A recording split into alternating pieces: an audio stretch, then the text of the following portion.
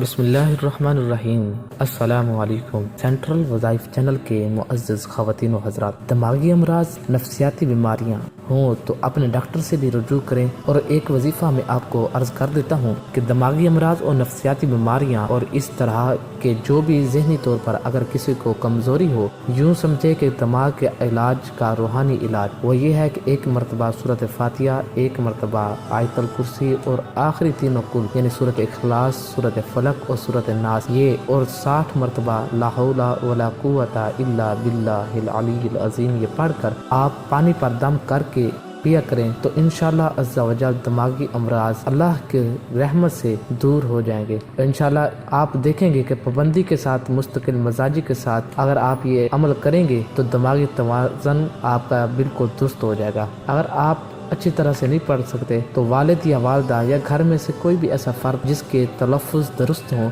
اس سے یہ وظیفہ پڑھوا کر پانی پر دم کر کے رکھ لیں اور پھر یہ دم کیا ہوا پانی پی لیں تو انشاءاللہ عز و جل اللہ تعالیٰ آپ کو شفا عطا فرمائے گا اور آپ کے دماغی امراض دور ہو جائیں گے۔